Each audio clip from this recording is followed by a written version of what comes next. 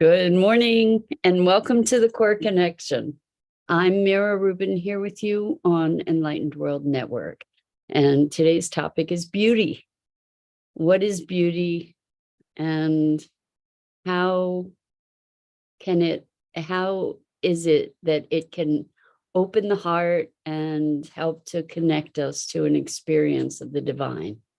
So it should be fun conversation, but before we get started, let's take a minute or two to get present. Let's take a deep breath in through your nose and hold it. And imagine clean, crisp oxygen flooding your lungs, flowing into your bloodstream, nourishing all your cells, all your organs, bringing vital life energy to your body and being. And as you exhale any tension, stress, negativity, fatigue. And now let's take another deep breath in through your nose and hold it. This time, imagine brilliant, bright light lighting you up from the inside out, illuminating, electrifying, and energizing all your cells, your molecules, your electrons, creating this brilliant beam of light and energy from your heart out into the world. And as you exhale any remaining tension, stress, negativity, fatigue. And now let's press our palms together. Vigorously rub your hands together. Feel the tickling, the tingling, the pressure, the temperature, the motion, friction, all the feels. And allow all of those sensations to bring you present right here, right now, into this remarkable physical form that enables you to experience life. Welcome, welcome, welcome. It's great to be here with you this morning, and welcome everybody who's joining us. And we're talking today about beauty. So, and I'm not talking about our conventional commercial ideas of beauty. Good morning, Robin. For some reason, I am not seeing your, there you are. At first, I didn't think I was seeing your comments in my interface here, but there you are. Welcome, welcome. Good morning, Robin. And we're talking today about beauty, and it's not about conventional commercial beauty. It's not about all the things that we do to look a certain way. That's not what we're talking about. We're talking about more the beauty of nature, the richness of the colors and the textures and the just the sensual experience of natural beauty, and even being able to find beauty in what might not conventionally be considered beautiful, like the terrible beauty, if I could even mix those words together, so that like a something that might seem tragic in its way, that is also has a beauty to it.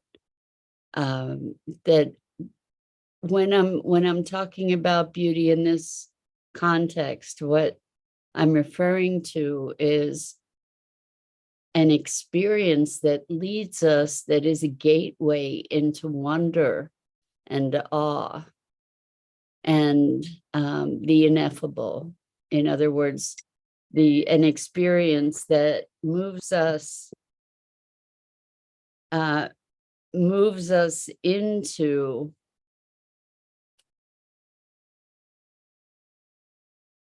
an opening of heart and mind that connects us sometimes with the divine, that opens us into an experience that it can be transcendent.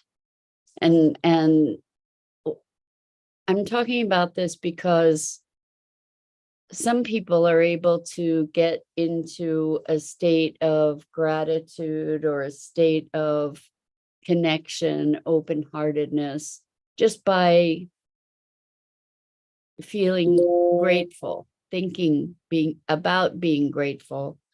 For me, my quickest way to connection with this other dimension of presence is through beauty. So it moves me in a visceral way, in a physical way, that I just open to a new dimension of experience. So Robin says there's beauty if you seek a positive message or lesson in the action that has happened. Hopefully this makes sense. So yes, I think that we can be it wonder and awe and beauty, for me, kind of all connect. And so there can be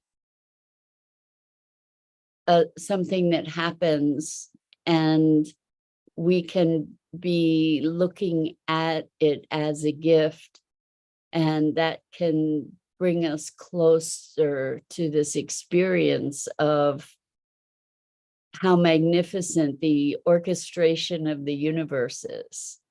And there's an intrinsic beauty to that in and of itself. We can find beauty in a flower. We can find beauty in pretty much anything if we open ourselves to perceiving something that with new eyes. So I'm very visual. Not everybody is, but for me, the colors of things, the textures of things, that even the tactile sense of textures can have such a richness to them, a rich beauty. And some people are tremendously auditory. We can be moved to tears by the beauty of someone's voice. I imagine we've all had that experience from time to time, where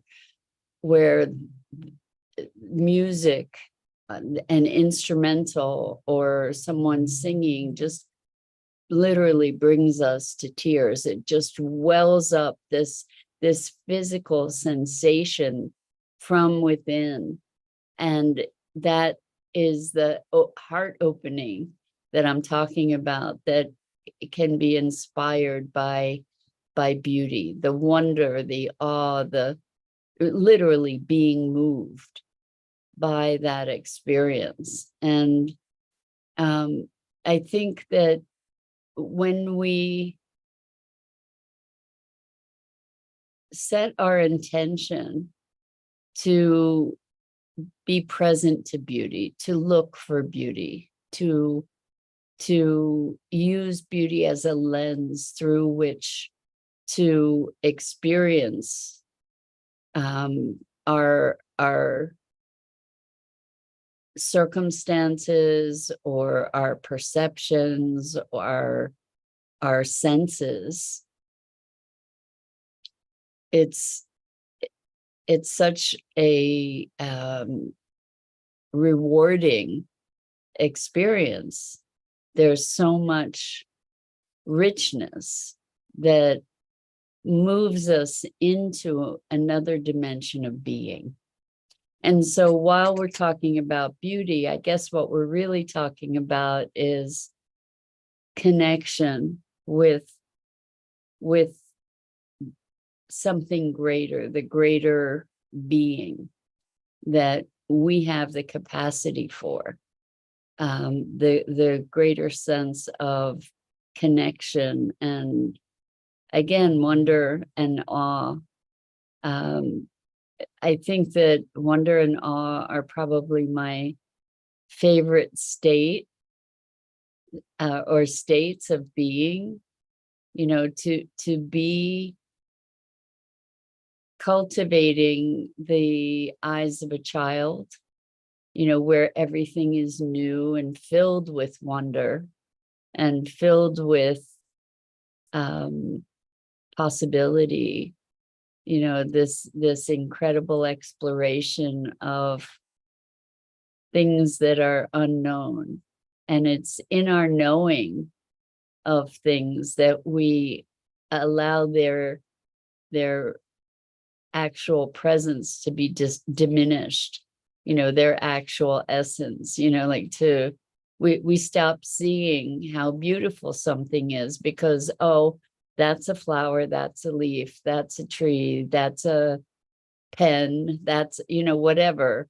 We label things, and we label things so that we can move on, so that we don't become totally captivated with the magic of something. And then we can continue to function and get stuff done. You can think of it that way, right? But I mean, if we're good morning, good morning, good morning, Rosalind. It's so funny that you say good morning, beauties, given that we're talking about beauty today. Good morning and good evening, Gia. So good to have you back with us. Welcome. And again, welcome to everybody else who's joining us. We're talking about beauty being a pathway to the divine, a pathway to an experience of awe and wonder, and how that space of awe and wonder opens us, opens our hearts, opens our possibility. It creates a very attractive magnetic field to be in that space of deep appreciation and connection. And I was just talking about how we name things and label things in order to be able to dismiss them in a way, in order to be able to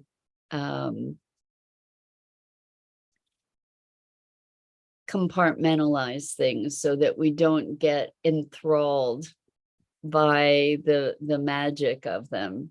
And yet that magic is around us all the time. And remembering that we live in a magical universe is something that is a profound gift to ourselves. It's so Gia says, I was listening, then realized I wasn't in EWN and you can't read my messages. So I switched on here. I'm glad you did, Gia. Thank you. And if anybody else is writing comments and I'm not responding, please go to the Enlightened World Network Facebook page. And if you put your comments there, then I should see them. But otherwise, I don't get to see them. And I'm not ignoring you. It's just that I don't see your comments. So thank you for pointing that out, Gia. Much appreciated. And so I guess what we're talking about is how to, maybe I should have called this morning, how to create magic in your world, right? Because it's always there. And we get so conditioned by our environment and our busyness to get things done that we rush through life, and we don't give ourselves the gift of recognizing the magic. So yesterday in my coaching group, we were talking about time and the times when we are not feeling oppressed by the demands that we cultivate around time, like this has to be done by a certain time. And, I have so much to do and so little time, and all those conversations. And then we also acknowledge that there is a space where I don't know if you've experienced this kind of thing, where you had 10 minutes to get somewhere that it took 15 minutes to get to, and yet you got there on time. And it's that kind of time and space bending that I think beauty can be the doorway to, at least for me. For me, connecting to beauty is easy because, it's like eye candy. My senses just explode with delight. And when that happens, my heart opens and I become much more connected. And when we're more connected, then we can be more responsive to the calling of life that's calling us forward to act in particular ways, to take particular actions, rather than being compelled in our doing all the time, which is often quite robotic. We get into a pattern of just doing mindlessly without presence. And beauty is a vehicle, a really powerful pathway to presence. And in that presence, a heart opening as well. So Robin says, time and tide wait for no man. If I'm running short, I ask the Lord to slow time down if possible. I ask the angels to help me get there safely and closer to correct time. So, it's interesting. You say time and tide wait for no man. And what's interesting is that we all transcend time at one time or another, right? We all have the capability to bend time. I mean, I'm sure that you've experienced moments when you're involved in something, and then you look up and somehow hours have passed, and yet no time went by. It felt like minutes. You have no idea where that time went because it just passed. You were in another place, you were in another zone. And other times it feels like a minute can take forever. And so what we're looking at is the variability of time, or the experience of it. And, like where a day could take forever, and yet you don't know what happened to the past 10 years, for instance. Like, where did it go? And it's when what we discovered in our conversation is that the times when we are in a space of timelessness is those times are typically when we are in a state of being rather than doing. And I don't mean you're not doing anything, but you're present to beingness rather than this automated mechanical doing. And that beingness is what we're talking about in terms of beauty being a passageway that enables us to access that state. And I'm playing with that idea. I mean, I think that that's true. It's a hypothesis I'm testing. So I invite you to test it as well, to notice when you presence yourself to beauty, what happens? Because my physiology changes, my body changes, my heart opens when I connect with beauty. And I don't have another pathway that is effective for me in that way. Um, Beauty is a pathway to gratitude for me. And I'm wondering if that's the same for you, like that once I'm connected to beauty, there's this heart opening, and then I can really experience deep gratitude. I can experience deep gratitude for the beauty too, along with the wonder and awe. And what all of this is path to presence. I guess that's really what this conversation is about, with beauty as the vehicle, with beauty as a pathway to really deep experience of presence and connection. So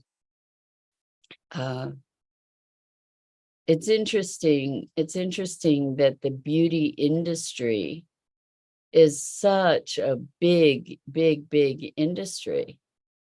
And that is completely different conversation from what we've been talking about, because that the beauty industry is kind of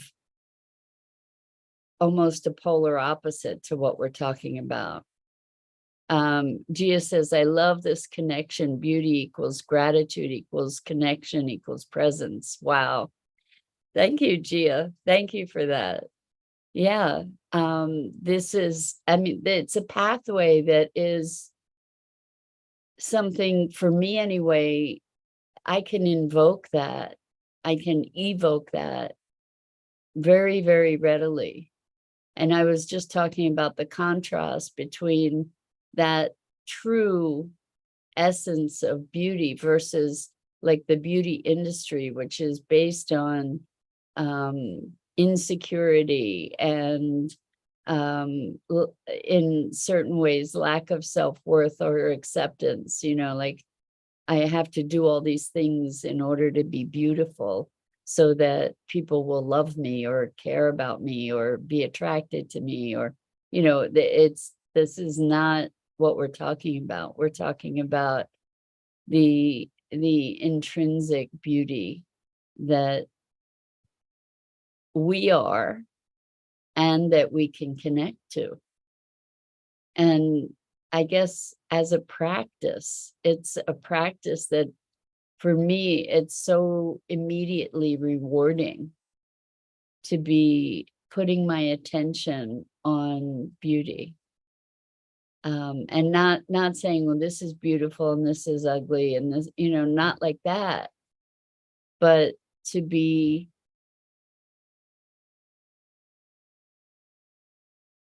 seeing truly, when we allow ourselves to see without the labels, when we allow ourselves to wonder, to notice the colors, the lights, the shadows, the sounds, the sensations, when we allow ourselves to experience those things, we are presencing ourselves. It's easier for me to do that than to close my eyes and focus on my breath. And it's an interesting dynamic. So many, to go inward is one movement, but to be able to use the outward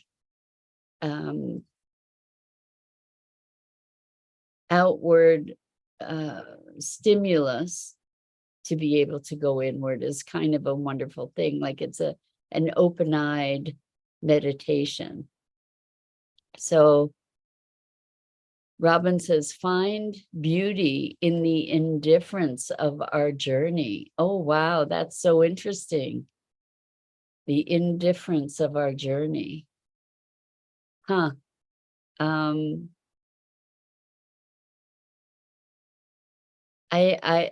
That's feels like a koan to me, Robin, because yeah, it's like I don't even know what to say. You've left me speechless. So and I love that there's maybe a beauty of detachment too. You know, to find beauty just in how things unfold in life itself. You know, there's beauty all around us. And it's a choice. It's a choice. It's a choice to be able to see beauty. We get to choose the lens through which we look, because we could be, and many people do choose to see ugliness and to put a lot of attention on that. It's interesting. I in a session with a client the other day, when we first got on the call, they were really mellow and happy.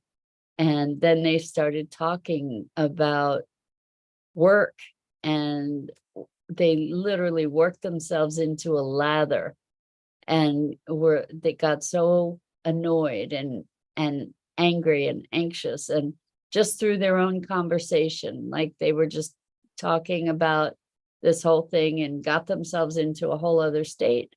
And I just said, hey, let's stop for a second. How do you feel right now?